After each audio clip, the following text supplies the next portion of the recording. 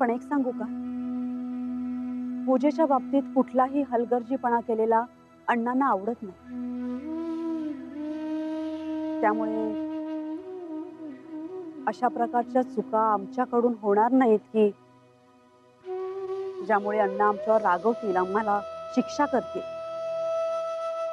याची आम्ही काळजी घेऊ. लहान तोंडी मोठा घास घेते, पण मुळातच आपण या संबंधांना हो म्हटलं होतं कारण अनिकेतचं आणि श्रेयसीचं एकमेकांवर जीवापाड प्रेम आहे. आणि आता इतकं सगळं घडत असतानाही त्यांच्यातलं ते प्रेम टिकून तर आहे ना. हो ना. तुम्ही प्लीज आजोबांवर राग नका ना. अहो मला माहिती आहे ते कडक आहेत, शिस्तप्रिय आहेत. अहो पण आम्हा मुलांना शिक्षा झाली तर सर्वात जास्त त्रास त्यांनाच होतो. आणि आम्ही सगळेच काळजी घेऊ की ती परत चुका करणार नाही. डॅडी मी आहे ना, माझ्यावर तरी विश्वास ठेवा. Please trust me, please.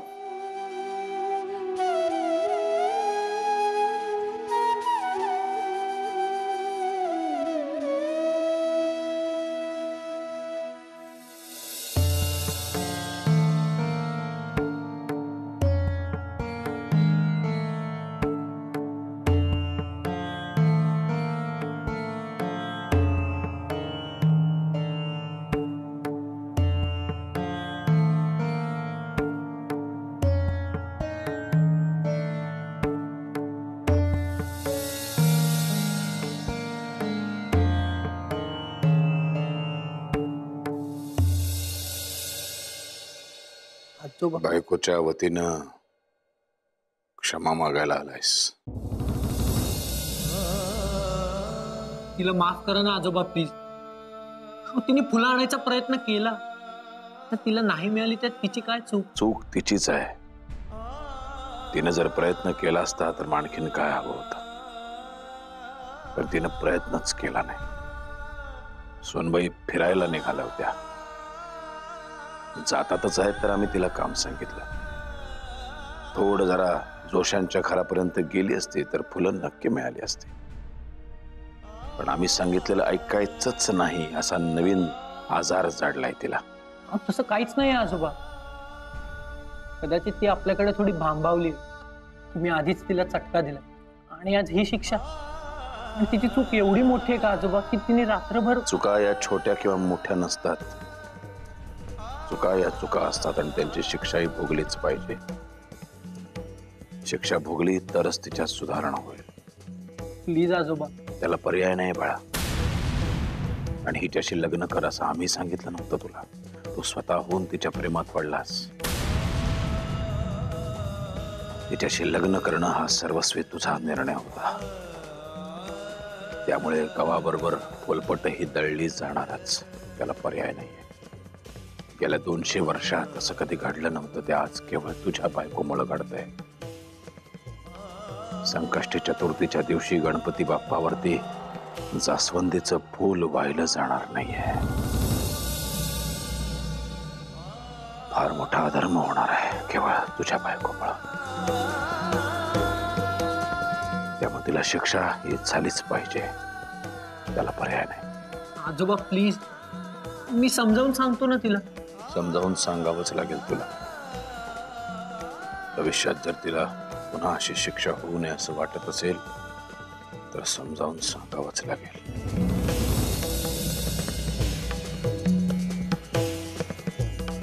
ठीक आहे मग.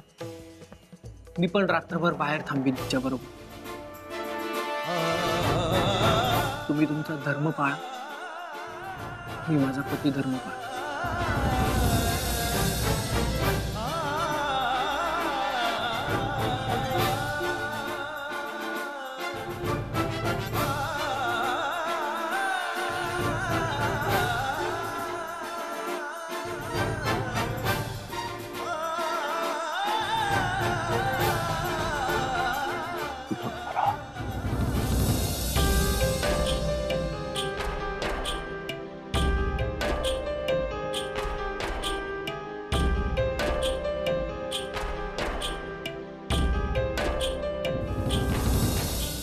आजोबांना भेटलो. ते नाही ऐकत एकदम. आणि हे तू का केलंस पण आजोबांशी बोलायला? हे भानी, माझी चूक झाली तर अण्णा शिक्षा देणार ना मला? अगं मग तू अशा चुका का करतेस? श्रेयू, अगं तुला कसं कळत नाही? तुझ्यामुळे घरातल्या प्रत्येकाला त्रास होतोय. आतमध्ये दादा वहिनी टेन्स्ड आहेत, मम्मा डॅडी टेन्स्ड आहेत. तू अशी का वागते? I know everything. And I'm so sorry for that. पण मी काय करू रे आणि? माझ्या नकळत माझ्या हातून चुका घडतात रे. अगं अशा कशा घडतात? तुला काही टेन्शन आहे का? टेन्शन असेल तर सांग श्रेयू. नाही, आता यापुढे आजोबांनी सांगितलेलं काम पहिले करत जा. जरी मी मरत असलो तरी. मी?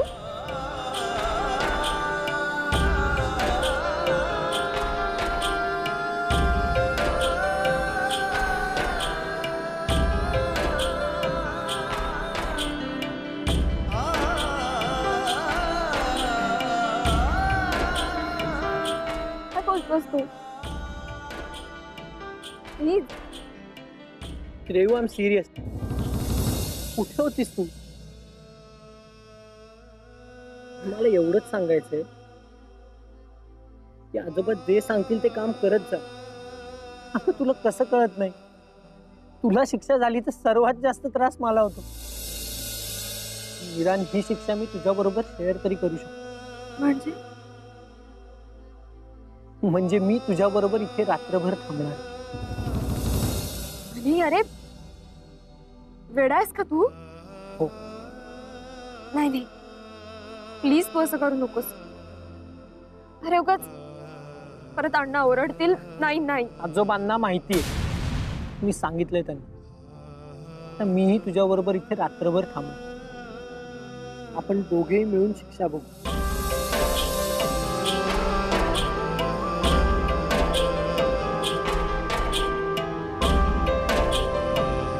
आणि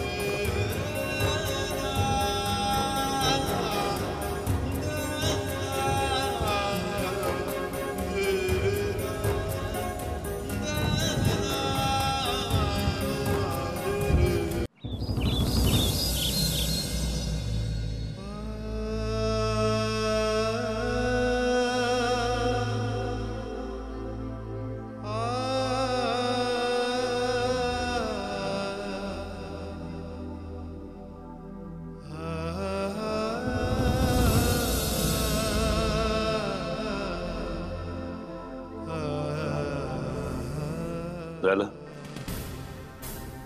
बायकोला साथ देऊन झाली. पती धर्म काहीतरी म्हणाला होतास ना, त्याला पाळून झाला. अण्णा, माझी चूक झाली, मला माफ कर. आपल्याकडे ना एक म्हण आहे, रोज मरे त्याला कोण रडे. कसं झालंय तुझं? पुन्हा पुन्हा त्याच त्याच चुका करायच्या. लाज कशी वाटत नाही? आता आम्हाला लाज वाटायला लागली. तुला शिक्षा ठोठावताना. तुम्हाला काय वाटतं, आम्हाला आनंद होतो आमच्या सुनेला शिक्षा करताना? नाही होत. तुम्ही रात्रभर बाहेर भिजत होतात ना, तेव्हा आमच्या डोळ्याला एक क्षणही डोळा लागलेला नव्हता. आजोबा, पण ती मुद्दामून करत नाहीये. तिची बाजू घेण्याची काही गरज नाहीये. ती चुकलेली आहे आणि तू तिला साथ दिलीस याचाच अर्थ तिच्या चुकीचं तू समर्थन केलंस. आणि चुकीचं समर्थन करणारा सुद्धा तेवढाच मोठा गुन्हेगार असतो जेवढा चूक करणारा असतो. आम्ही तुला सुद्धा शिक्षा देऊ शकतो. सुरुवातीच्या काळात आम्हाला असं वाटायचं की तुझ्या हातून भाबडेपणाने चुका घडत आहे, पण नाही, आमचा गैरसमज होता तो. तू भाबडी नाहीस, कोडगी आहेस. भविष्यात आम्हाला आमच्या सुनांना पुन्हा पुन्हा शिक्षा द्यायच्या नाहीये. यापुढे डोळ्यात तेल घालून वागत जा. पुन्हा पुन्हा अशा चुका होऊ देऊ नका. फार काय बोलणार आता? जे काही बोललोय त्याच्यावरून जर डोक्यात प्रकाश पडला तर दत्त महाराज पावले म्हणायचे. पुन्हा अशी चूक होता कामा नये. जा जा, कपडे बदला.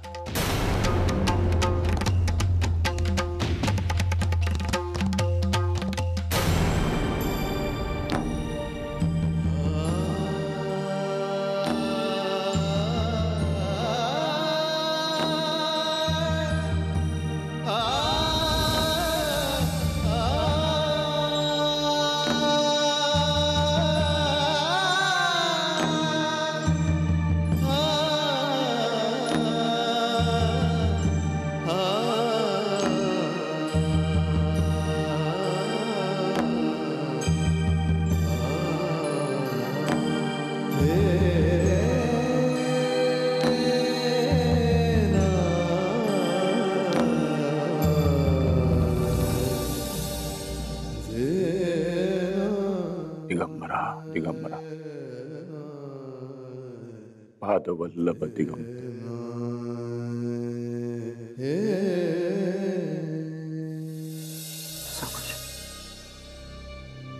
मामा, डॅडू, तुम्ही इथे? वाट पाहतोय. म्हणजे तुम्ही रात्रभर झोपले नाही? नाही, आपली मुलगी रात्रभर पावसात घराबाहेर उभी आहे, शिक्षा भोगतीये. कुठल्या आई वडिलांना झोप येईल का?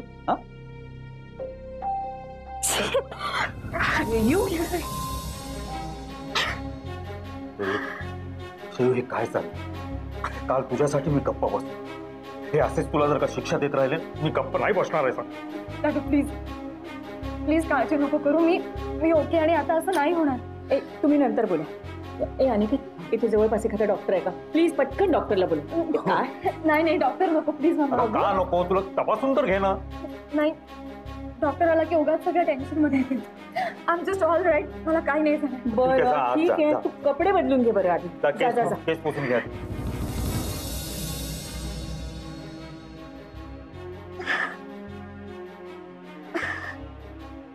माधव, आपल्याला याच्यावर विचार करायलाच हवा. नाही म्हणजे अण्णासाहेबांशी बोलून याच्यावर कायमस्वरूपी तोडगा काढायला. काय आहे?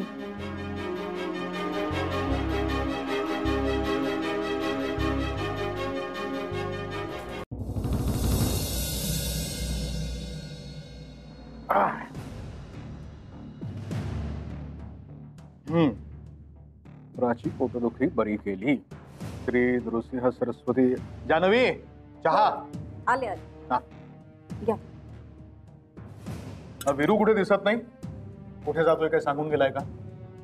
त्यांना तर कुठं माहिती आहे ते कुठे जातात मुलीच्या शोधात. वाट दिसेल तिकडे जातात. हो ना, मुलीला शोधण्याच्या वेळापायी रात्रभर भटकत होता. आता रात्री कोणी त्याला भेटणार आहे? मला नाही वाटत ते शोधात सफल होतील. त्या मुलीनी जन्मल्यापासून त्यानं बघितलं पण नाही. असं अचानक एका माणसाला वडील म्हणून कशी स्वीकारेल ती? कुठल्याही मुलीला इतकं सोपं नसतं ते स्वीकारणं. खरंय. स्वतःच्या जन्माची हकीकत ऐकल्यानंतर ती काय करेल कुणास ठाऊक. यावर तिची काय प्रतिक्रिया असेल ना, हा एक प्रश्नच आहे. हो ना. पण एकदा का मुलगी सापडली की अनेक प्रश्नांना वाचा होते. देव करो आणि सगळे प्रश्न सुटले. महेश दादा, एका मांत्रिकानं फसून माझी जमिनी हिसकावून घेतली. कशाला गेलास त्या मांत्रिकाकडे? बायकोला फिट येत होती ना, म्हणून. डॉक्टराकडे जाता येत नाही? अहो, माहित नाही, पण अभ्यंकराच्या वाड्यामध्ये बघितला होता त्याला.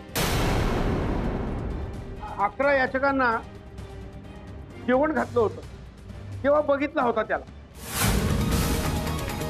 आधी तुझा चेहरा तरी पाहू दे आम्हाला.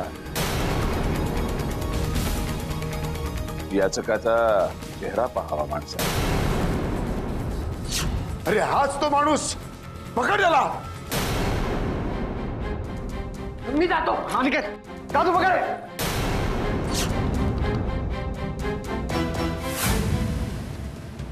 काय? तो तर आम्हाला काहीच बोलला नाही. म्हणजे आपल्याशी खोटं बोलला तो? हे तुम्हाला आधी सांगता आलं नाही? जमिनीच्या कामासाठी तालुक्याला गेलो होतो, आजच आलो. ठीक आहे, तुम्ही जा. वीरू आल्यानंतर त्याला याबद्दल विचारायला. अण्णासाहेबांकडे तो गेला होता हे आपल्यापासून लपवण्याची काही गरज होती त्याला?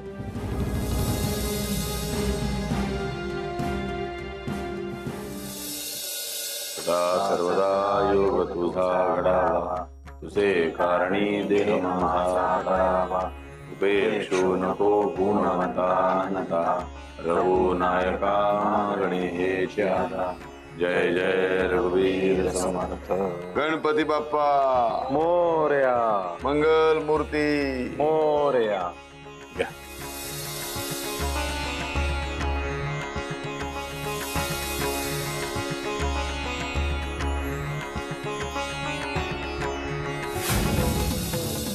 अरे जरा कापूर आण.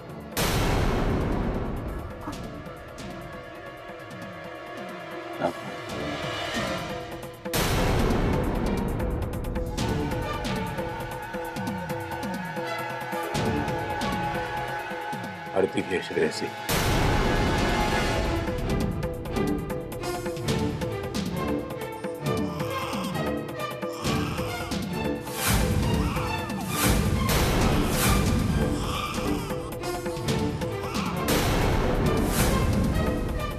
श्रेयसी आरती घे.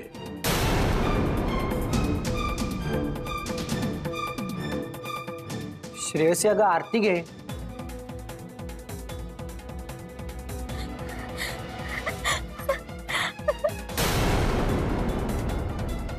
आरती घे.